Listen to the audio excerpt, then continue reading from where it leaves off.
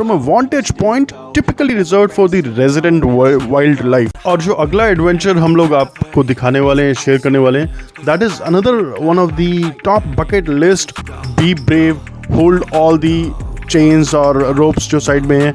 It gives you a kind of a euphoric feeling that you are somewhere in. So they made a kind of a circle, and once you are doing this, making this journey through these treetops, and safety का यहाँ बहुत अच्छा ध्यान रखा गया. So nothing to worry of. Even if you have acrophobia, heights से आपको डर लगता है, you are pretty safe.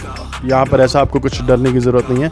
And keep in mind it's one way kind of walk. आप अगर सपोज नेचर बोर्ड वॉक से आ रहे हैं तो पहले आपको कुछ स्टेयर्स मिलती हैं.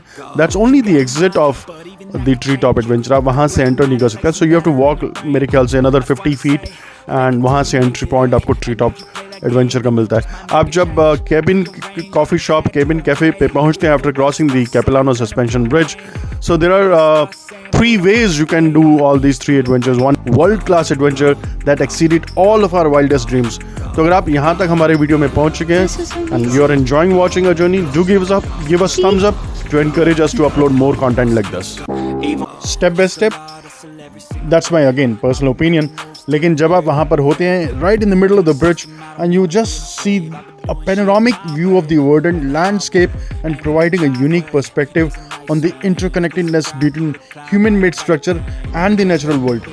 It is beyond any words to be explained, to talk about it. मैं अपने लफ्ज़ों में शायद इतना बयान नहीं कर पाऊँगा, लेकिन जब आप वहाँ पर होते हैं, it is a great experience. It feels as if the ground under your feet is shaky, but you still feel safe.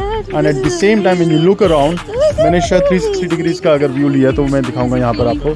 The entire view is mesmerizing. It is beyond. And जहाँ तक टी की इस journey की बात है, मुझे पता है उसे वर्टिगो है, लेकिन इतना ज़्यादा मैंने शायद पहले कभी एक्सपीरियंस नहीं किया था.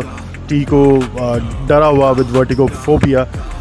बीच में शायद एक बार उसने ये भी कहा कि she will not be able to go across the bridge, but she eventually collected all her courage और उसने करके दिखाया. The kind of shaky, I would say, because it really takes a lot of courage, I would say.